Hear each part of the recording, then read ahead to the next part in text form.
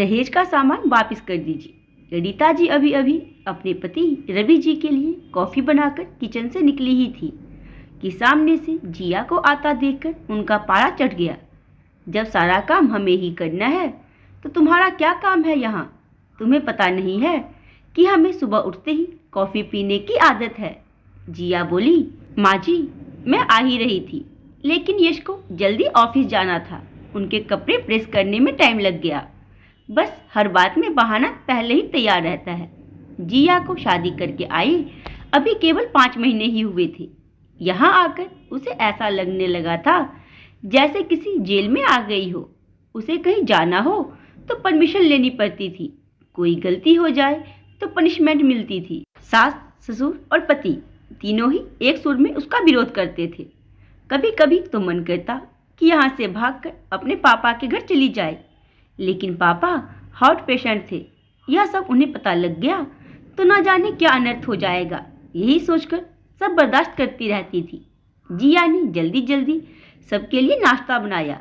उसके बाद यश को टिफिन पैक करके दे ही रही थी, तभी यश ने आवाज़ दी, जिया क्या कर रही हो? इतना टाइम नहीं है मेरे पास, कार चला के नहीं जाना है। मेट्रो में कितना समय लगता है तुम्हें पता है?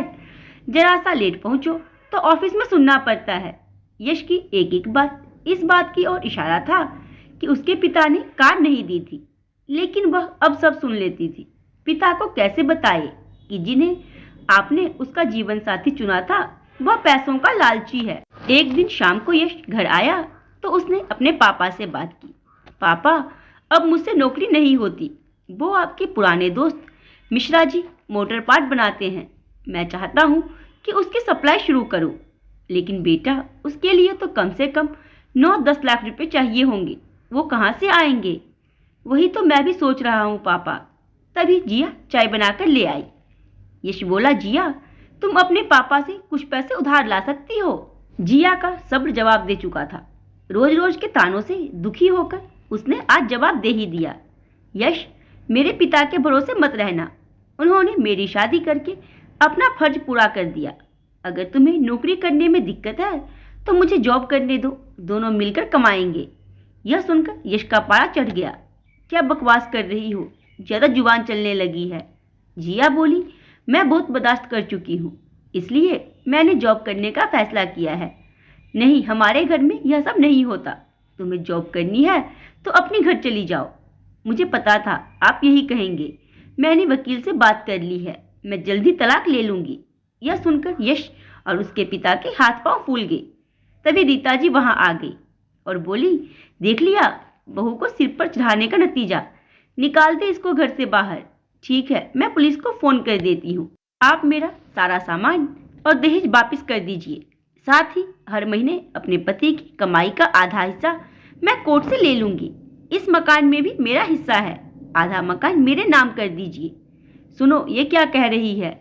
रवि जी बोले, बेटी ऐसी बातें क्यों कर रही है? आज के बाद हम तुझसे कभी कुछ नहीं कहेंगे, तू अपने कमरे में जा।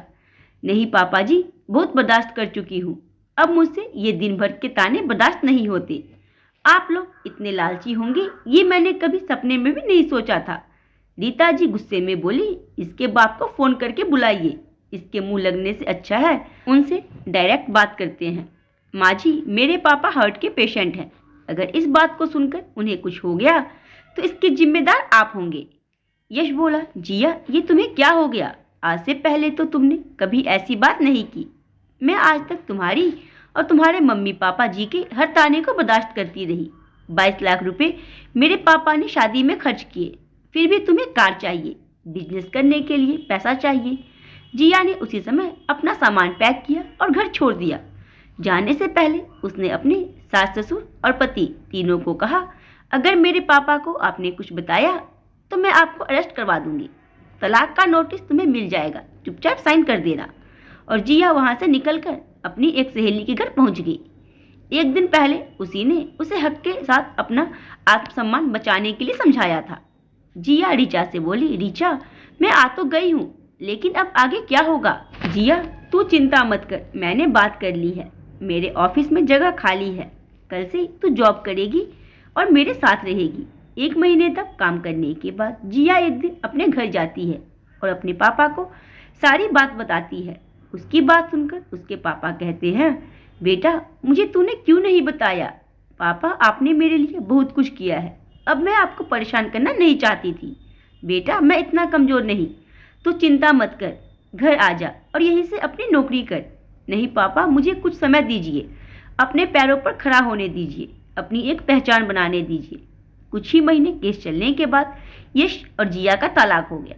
यश को दहेज का पूरा सामान और 22 लाख रुपए वापस देने पड़े। साथ ही हर महीने अपनी सैलरी का एक हिस्सा वह कोर्ट में जमा करवाता था। जिया ने घर छोड़कर सही किया या गलत, आप लोग अपने में जरूर दें। और कहानी पसंद आई हो तो वीडियो को लाइक, सब्सक्राइब और वीडियो शेयर करना ना भूलें।